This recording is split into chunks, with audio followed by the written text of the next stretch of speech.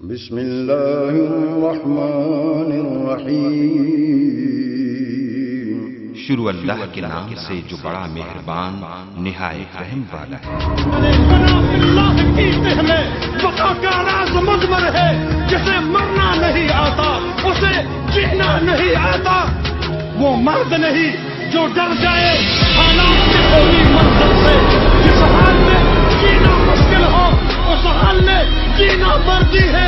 ہمارے جسم زخموں سے جوڑ سہی، تم اپنے شکستہ تیر گنو، خود اہل ترکش بولیں گے یہ بازی کس نے ہاری ہے، یہ بازی حق کی بازی ہے، یہ بازی تم ہی ہارو گے۔ گر گھر سے مجاہد نکلے گا تم کتنے مجاہد مارو گے۔ السلام علیکم۔ موجودہ دور کے فنون لطیفہ نے کسی ٹھوس مضمون کا مطالعہ کرنے کے لیے ہمارے نوجوانوں کی صلاحیت سلب کر لی ہے۔ میرے نزدیک موجودہ دور میں کہانی اور انٹرنیٹ کی مدد سے زندگی کے اہم اور ٹھوس مسائل کو زیادہ سے زیادہ دلچسپ انداز میں پیش کیا جا سکتا ہے۔ داستان مجاہد، میں یہ نہیں کہہ سکتا کہ میری یہ پہلی کہانی سننے کے لحاظ سے کس حد تک کامیاب ہے، لیکن جہاں تک دلچسپی کا تعلق ہے، میں اپنی ادبی صلاحیتوں سے زیادہ تاریخ اسلام کی رنگینی کو اس کا ضامن سمجھتا ہوں۔ سورج کئی بار مشرق سے نکل کر مغرب میں غروب ہوا، چاند نے اپنے مہینے بھر کا سفر ہزاروں بار طے کیا، ستارے لاکھوں بار رات کی تاریکی میں چمکے اور صبح کی روشنی میں غائب ہو گئے۔ ابن آدم کے باغ میں کئی بار بہار اور خزاں نے اپنا رنگ جمایا۔ جنت سے نکالے ہوئے انسان کی نئی بستی ایک ایسی آرام گاہ تھی جس میں فطرت کے مختلف عناصر شامل تھے۔ طرح طرح کے انقلابات آئے، تہذیب و تمدن نے کئی چولہے بدلے، ہزاروں قومیں فکر ذلت سے اٹھی اور آندھی اور بگولا بن کر ساری دنیا پر چھا گئیں۔ لیکن قانون فطرت میں کمال اور زوال کا رشتہ ایسا مضبوط ہے کہ کسی کو بھی ثبات نہیں۔ وہ قومیں جو تلوار کے سائے میں فتح کے نعرے بجاتی ہوئی اٹھیں، طاؤس اور رباب کے تانوں میں مدہوش ہو کر سو گئیں۔ کوئی اس نیل گو آسمان سے پوچھے جس کے وسیع سینے پر گزرے ہوئے زمانے کے ہزاروں داستانے نقش ہیں، جس نے قوموں کو بنتے اور بگڑتے دیکھا ہے، جس نے بڑے بڑے جابر بادشاہوں کو تاج و تخت سے محروم ہو کر گدھاؤں کا لباس پہنتے اور گدھاؤں کو اپنے سر پر تاج رکھتے دیکھا ہے۔ ہو سکتا ہے وہ ان داستانوں کے بار بار دہرائے جانے سے کچھ بے نیاز ہو گیا ہو، لیکن ہم یقین کے ساتھ کہہ سکتے ہیں کہ صحرا نشینان غرب کی ترقی اور تنزل کی طویل داستان جو ربا مشقوں کی تمام داستانوں سے مختلف ہے، اسے ابھی تک یاد ہوگی، اگرچہ اس داستان کا کوئی حصہ بھی دلچسپی سے خالی نہیں۔ اس وقت ہمارے سامنے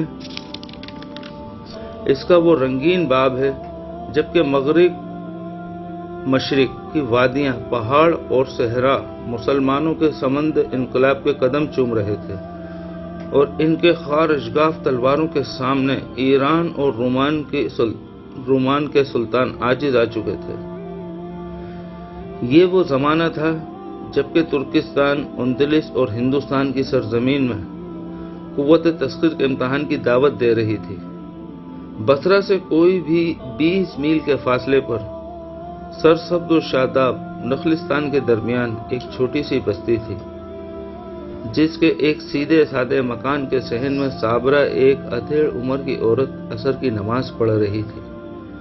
دوسری طرف 3 بچے کھیل کود میں مصروف تھے، 2 لڑکے اور 1 لڑکی۔ لڑکوں نے ہاتھوں میں لکڑی کی 2 چھوٹی چھوٹی چھڑیاں پکڑی ہوئی تھیں۔ لڑکی غور سے ان کی حرکات کا معائنہ کر رہی تھی۔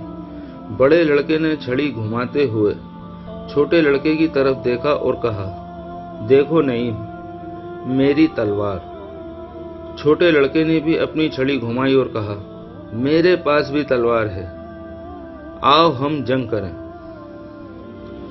معصوم بچے ایک دوسرے پر وار کرنے لگے اور لڑکی قدرے پریشان ہو کر یہ تماشا دیکھنے لگی۔ اس لڑکی کا نام عذرا تھا، چھوٹے لڑکے کا نام نعیم اور بڑے کا نام عبداللہ تھا۔ عبداللہ نعیم سے 3 سال بڑا تھا۔ اس کے ہونٹوں پر مسکراہٹ کھیل رہی تھی، لیکن نعیم کے چہرے سے صاف ظاہر ہوتا تھا کہ وہ واقعی میدان کارزار میں کھڑا ہے۔ نعیم وار کرتا اور عبداللہ متانت سے روکتا۔ اچانک نعیم کی چھڑی اس کے بازو پر لگی۔ عبداللہ نے قدرے غصے میں آ کر وار کیا۔ اب نعیم کی کلائی پر چوٹ لگی اور اس کے ہاتھ سے چھڑی گر پڑی۔ عبداللہ نے کہا، دیکھو اب رونا مت، میں نہیں تم رو پڑو گے۔ نعیم نے غصے سے لال پیلا ہوتے ہوئے جواب دیا اور زمین سے ایک پتھر اٹھا کر عبداللہ کے ماتھے پر دے مارا۔ اس کے بعد اس نے اپنی چھڑی اٹھا لی اور گھر کی طرف بھاگ کھڑا ہوا۔ عبداللہ بھی سر سہلاتا ہوا اس کے پیچھے بھاگا، لیکن اتنی دیر میں نعیم صابرہ کی گود میں چھپنے کی کوشش کر رہا تھا۔ امی بھائی مارتا ہے، اس نے کہا۔ عبداللہ غصے سے ہونٹ کاٹ رہا تھا، لیکن ماں کو دیکھ کر خاموش ہو گیا۔ ماں نے پوچھا، عبداللہ کیا بات ہے؟ اس نے جواب دیا، امی اس نے مجھے پتھر مارا ہے۔ تم لڑے کیوں تھے بیٹا؟ صابرہ نے نعیم کے سر پر ہاتھ پھیرتے ہوئے پوچھا۔ ہم تلوار سے جنگ کر رہے تھے، اس نے میرا ہاتھ توڑ دیا، پھر میں نے بھی بدلہ لیا۔ تلواروں سے؟ تلواریں تم کہاں سے لائے؟ یہ دیکھو امی، نعیم نے اپنی چھڑی دکھاتے ہوئے کہا، یہ لکڑی کی ہے، لیکن مجھے لوہے کی تلوار چاہیے، لے دو نا، میں جہاد پر جاؤں گا۔ کمسن بیٹے کے منہ سے جہاد کا لفظ سننے کی خوشی وہی مائیں جان سکتی ہیں جو اپنے جگر کے ٹکڑوں کو لوری دیتے وقت یہ گایا کرتی تھی، اے رب کعبہ، میرا یہ لال مجاہد بنے گا اور تیرے محبوب کے لگائے ہوئے درخت کو جوانی کے خون سے سیراب کرے گا۔ نعیم کی زبان سے تلوار اور جہاد کا الفاظ سن کر صابرہ کا چہرہ خوشی سے چمک اٹھا اور اس کے رگ و ریشے میں مسرت کی لہریں دوڑنے لگی۔ اس نے فرت انباس سے آنکھیں بند کر لیں۔ وہ ماضی اور حال کو فراموش کر چکی تھی اور تصور میں اپنے بیٹوں کو نوجوان مجاہدوں کے لباس میں خوبصورت گھوڑوں پر سوار میدان جنگ میں دیکھ رہی تھی۔ وہ یہ دیکھ رہی تھی کہ اس کے لال دشمن کی صفوں کو چیرتے اور رونتے جا رہے تھے۔ دشمن کے گھوڑے ہاتھی ان کی بے پناہ حملوں کی تاب نہ لا کر آگے آگے بھاگ رہے تھے۔ اس کے نوجوان بیٹے ان کے تعاقب میں ٹھاٹے مارتے ہوئے دریاؤں میں گھوڑے ڈال رہے ہیں۔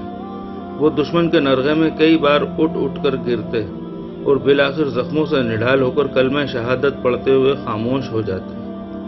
وہ یہ دیکھ رہی تھی کہ جنت کی حوریں ان کے لیے شراب طہور کے جام لیے کھڑی ہیں۔ صابرہ نے انا للہ و انا الیہ راجعون پڑھا اور سجدے میں سر رکھ کر دعا مانگی، اے زمین و آسمان کے مالک، جب مجاہدوں کی مائیں تیری بارگاہ میں حاضر ہوں تو میں کسی سے پیچھے نہ رہوں گی۔ ان بچوں کو اس قابل بنا کہ وہ اپنے آباء و اجداد کی روایت کو قائم رکھ سکیں۔ دعا کے بعد صابرہ اٹھی اور بچوں کو گلے لگا لیا۔ صابرہ کا بچپن اور جوانی زندگی کے ناہموار ترین راستوں سے گزر چکے تھے۔ اس کے رگ و ریشے میں عرب کے ان شہ سواروں کا خون تھا جو کفر و اسلام کی ابتدا جنگجوؤں میں اپنی تلواروں کے جوہر دکھا چکے تھے۔ ان کے دادا جنگ یرموک سے غازی بن کر لوٹا اور جنگ قادسیہ میں شہید ہوا۔ وہ بچپن ہی سے غازی اور شہید کے الفاظ سے آشنا تھی، بلکہ یوں کہنا چاہیے کہ وہ اپنی توتلی زبان سے ابتدائی حروف ادا کرنے کی کوشش کیا کرتی تو اس کی ماں سکھلایا ہوا پہلا فقرہ ابا غازی اور چند دنوں کے بعد کا سبق ابا شہید تھا۔ ایسے ماحول میں پرورش پانے کے بعد اس کی جوانی اور بڑھاپے سے ہر وہ توقع کی جا سکتی تھی جو ایک مسلمان فرض شناس عورت سے وابستہ کی جا سکتی ہے۔ وہ بچپن میں عرب عورتوں کی شجاعت کے افسانے سنا کرتی تھی۔ 20 سال کی عمر میں اس کی شادی عبد الرحمن کے ساتھ ہوئی۔ نوجوان شوہر ایک مجاہد کی تمام خوبیوں سے آراستہ تھا اور وفا شعر بیوی کی محبت اسے گھر کی چار دیواری میں بند کر دینے کی بجائے ہمیشہ جہاد کے لیے ابھارتی رہی۔ عبد الرحمن جب آخری مرتبہ جہاد پر روانہ ہوا تو اس وقت عبداللہ کی عمر 3 سال اور نعیم کی عمر 3 مہینے سے کچھ کم تھی۔ عبد الرحمن نے عبداللہ کو اٹھا کر گلے لگا لیا اور نعیم کو صابرہ کی گود سے لے کر پیار کیا۔ چہرے پر قدرے ملال کے آثار پیدا ہوئے، لیکن فوراً ہی مسکرانے کی کوشش کی۔ رفیق حیات کو میدان جنگ کی طرف رخصت ہوتا دیکھ کر صابرہ کے دل میں تھوڑی دیر کے لیے طوفان سا امڑ آیا، لیکن اس نے اپنی آنکھوں میں چھلکتے ہوئے آنسوؤں کو بہنے کی اجازت نہ دی۔ عبد الرحمن نے کہا، صابرہ، مجھ سے وعدہ کرو کہ اگر میں جنگ سے واپس نہ آیا تو میرے بیٹے میری تلواروں کو زنگ آلودہ ہونے نہ دیں گے۔ آپ تسلی رکھیں سرتاج، صابرہ نے جواب دیا، میرے لال کسی سے پیچھے نہیں رہیں گے۔ عبد الرحمن نے خدا حافظ کہہ کر گھوڑے کی رکاب میں پاؤں رکھا۔ صابرہ نے اس کے رخصت ہونے کے بعد سجدے میں سر رکھ کر دعا کی، اے زمین و آسمان کے مالک، اسے ثابت قدم رکھنا۔ جب شوہر اور بیوی صورت اور سیرت کے لحاظ سے ایک دوسرے کے لیے قابل رشک ہوں تو محبت کے جذبات کا کمال کی حد تک پہنچ جانا کوئی نئی بات نہیں۔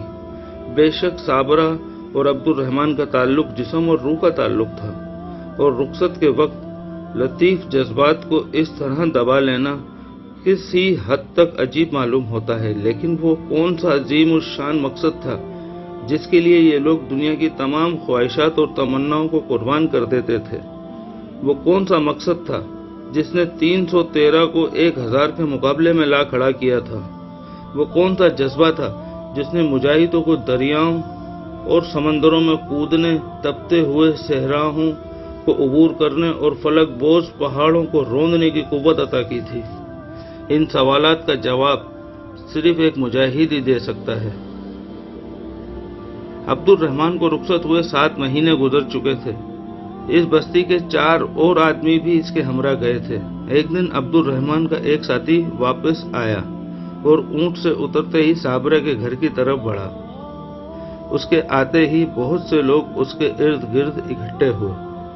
کسی نے عبد الرحمن کے متعلق پوچھا، نو وارد نے کوئی جواب نہ دیا اور چپ چاپ صابرہ کے مکان میں داخل ہو گیا۔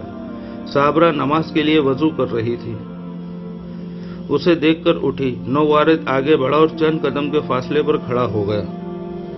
صابرہ نے دھڑکتے ہوئے دل پر قابو پا کر پوچھا، وہ نہیں آئے؟ نو وارد بولا، وہ شہید ہو گئے۔